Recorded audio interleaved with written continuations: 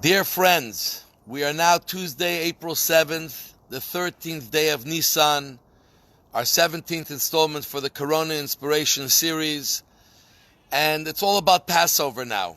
We are just a day away from Passover. One of the central symbols, and not only symbols, but actually a change of lifestyle that happens during Passover, is that we eat matza. Matza is the flat bread. Many people buy it in boxes that are made on machines to the tens of thousands rolled out for Jews around the world.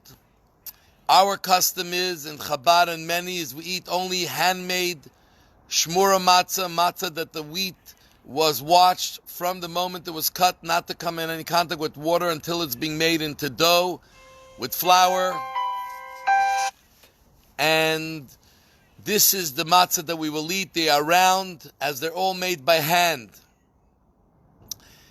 What's fascinating about the matzah is that the matzah itself has almost a dichotomy in it. On one hand, the matzah reminds us of a poor man's bread. We actually talk about in the Passover Haggadah about lechem oni, the poor man's bread. And this matzah, we actually break it in half, and half of it we hide away, and the other half we say the story of Passover to remind us of the poor man's bread. But on the other hand, that same piece of matzah is a reminder to us of the greatest miracle that the Jewish people had experienced, which was a momentary change from slavery and rough and hard slavery. Let me tell you what it was. For 86 years of rough, hard slavery and 210 years total living in a foreign land. So the moment we went from slavery to freedom, it was terrifying. It was like the blink of an eye. That transformation from slavery to freedom is an incredible turnaround, and that miracle we remember by eating the matzah. So the same matzah that reminds us of poverty and of hardship and of affliction is the same matzah that tells us about freedom and about the greatest miracle God had done for the Jewish people. How could that be?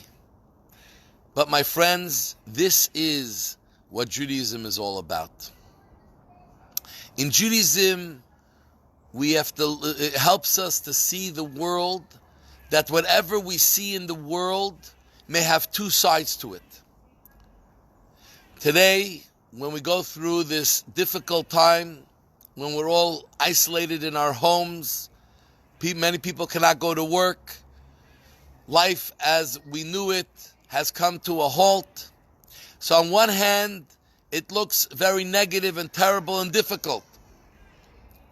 But on the other hand, Judaism tells us that we have to look at the situation, we have to say, so now, how do I use this in the best way? What is this unique opportunity given to me to be able to do what I couldn't do at another time? How could I turn this into something miraculous and special and very dear? And within every moment that exists in the world, we can see the two sides. You can focus on the hardship. You can focus on the difficulty, the unnatural feeling of being isolated when human beings are meant to be together, to come together, to share with each other. Like Maimonides says, we are communal people. We feed off of each other. And we all know exactly what I'm talking about when I say that. But on the other hand, we look at the other side of the matzah. This same matzah, this same situation affords incredible opportunities. And we have mentioned them several times, and I don't think we can mention it enough.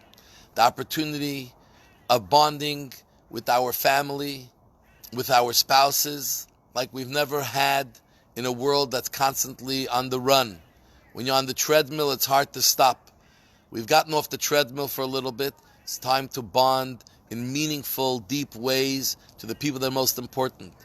All of a sudden, we have shed so many skins, layers of things that we thought are important, things experiences, whether it's sports and entertainment and going out and it's vacations and it's the way we define ourselves by our work, and all of a sudden we've shed all of those and we've now have a chance to identify to the core, who am I?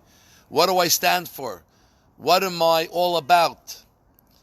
Look yourself in the mirror and say, I don't have to prove myself to the world now. Tell myself, who am I? What do I really like? What's important to me? What are the things that motivate me to wake up in the morning? No one's there waiting for you at work, 8:30, 9 o'clock, 8 o'clock. You're going to motivate yourself to get out of bed, to do what you have to do, to make your day productive, to live for something.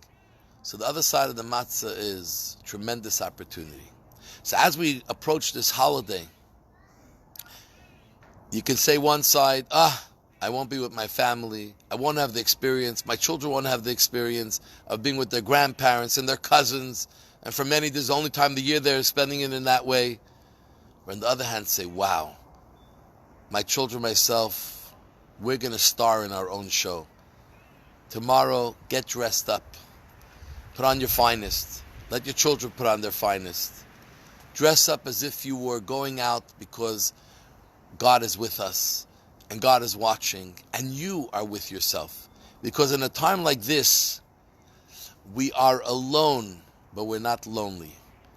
We're not really fully alone. We may be physically separated, but God is with us and we are all with each other in our spirit and in our feelings.